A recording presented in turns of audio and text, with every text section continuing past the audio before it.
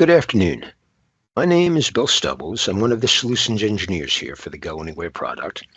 And today I want to introduce a new series of videos we're releasing around ensuring you are getting the most out of your GoAnywhere system. We're calling these bite-sized best practices. And today we're going to take a brief look at two often underutilized features available within the workflows: workspaces and task output variables. I've got a basic workflow here, downloading and archiving a group of files and sending an email notification. So the first tasks I want to show you are the create and delete workspace tasks that are available in the component library under the project group.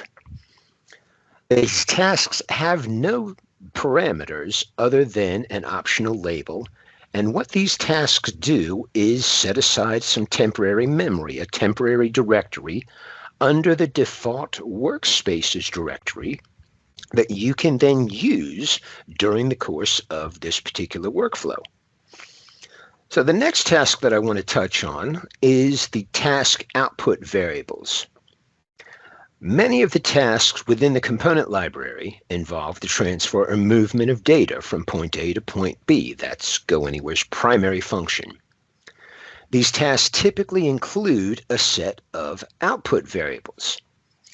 These output variables allow me to assign only the files that are being utilized, that are being processed by this particular task to a specific variable, so that subsequently I can manipulate these files as a group without having to go through at each step and revalidate that only the files that were in the prior step are currently being utilized. What I mean by that is, in this download step, I'm downloading a set of files here, and I'm creating a destination files variable list, and you can see here there's a pop-up for help about this, of just the files that I downloaded in this step. I'm then going to take this destination files variable and hand it off as the input file for my next step. So I'm establishing that chain of custody. I'm establishing that the only files that this particular step are utilizing are the ones that were processed in the prior step, regardless of any other activity that may be taking place in the folder where I'm downloading these files to. Now, in this case, the workspace, as I mentioned, temporary memory created specific to this project. So it's a fairly safe bet there's no other activity going on there.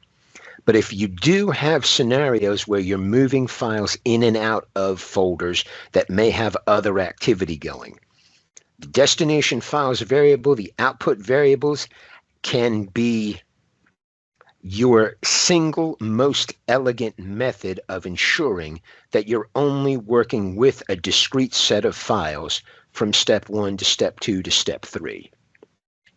And then lastly in here, I've got a confirmation email. Just send a quick notice out that these file transfers, this is how many files I downloaded, this is how many files I archived here. So to summarize, workspaces provide a temporary directory that can be deleted at the end of a project run.